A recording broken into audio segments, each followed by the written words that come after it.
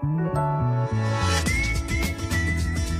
back. We're talking with Dr. Renee Renardi about ways to brighten our spirits this holiday season and beyond, too, because it goes into winter time. And you were saying bring life into your house, but also I think you mean also bring friends into your life. Absolutely. So we're in a time of year where we tend to isolate. Everybody kind of bundles up inside, and it's dark and it's cold, and we tend to turn inward, and it really helps to turn outward. So to invite friends and family over. If you notice that you have a loved one that this is a tough time of year for them, don't depend on them to ask you. Ask them. Bring friends in, have some fun parties, have some things to look forward to. That makes a big difference in decreasing some of that sad feeling that we can get into.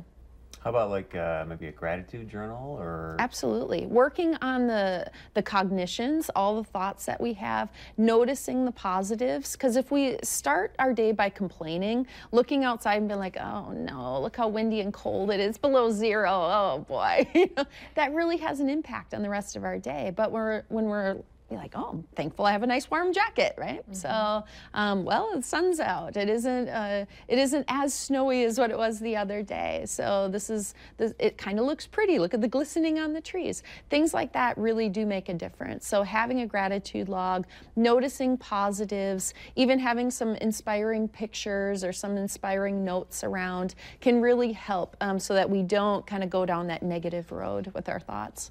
I know a lot of people have that, oh, I don't want to gain weight during the holidays, but exercise can bring you more than just keeping your body healthy. It keeps your mind and your heart healthy. Absolutely. There's a lot of research on the benefits of exercise, and 20 minutes 4 times a day makes a really significant difference in our life. And that doesn't even need to be like absolute vigorous exercise. Moving your body, getting outside, doing quick exercise video, things like that can really boost your mood, help improve your immune function too. We're kind of at that time of year where a lot of people are getting viruses. When you can boost your immune system, you're less likely to go through that as well, which can be a catalyst for people starting to feel kind of down once they get sick and avoiding activities, things like that. So it's important to do the opposite. In psychology, it's called behavioral activation, staying busy, staying on the go. You mentioned yoga too, I think, in the first segment. Do you practice one, or why are you a proponent of yoga? I think yoga has lots and lots of benefits. It's been around for thousands of years for a reason, right?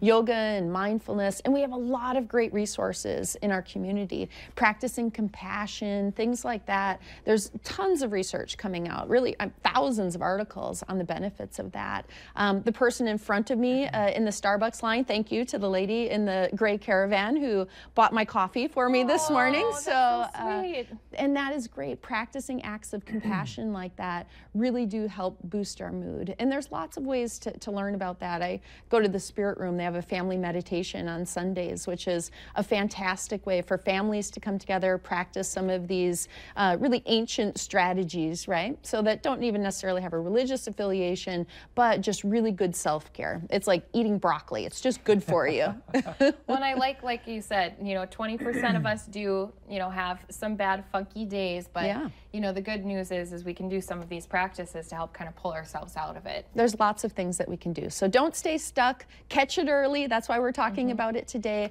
Put some of those behavioral and cognitive strategies in place, and it makes a big difference in fighting those winter blues. You can see her website here on the bottom of the screen, so if you want to reach out to her and get some more info, or maybe you feel like, maybe I should go see her, go ahead and do that. Doc, thanks for being here. Thanks for having me. All right, stick around. We're making some delicious food right after this.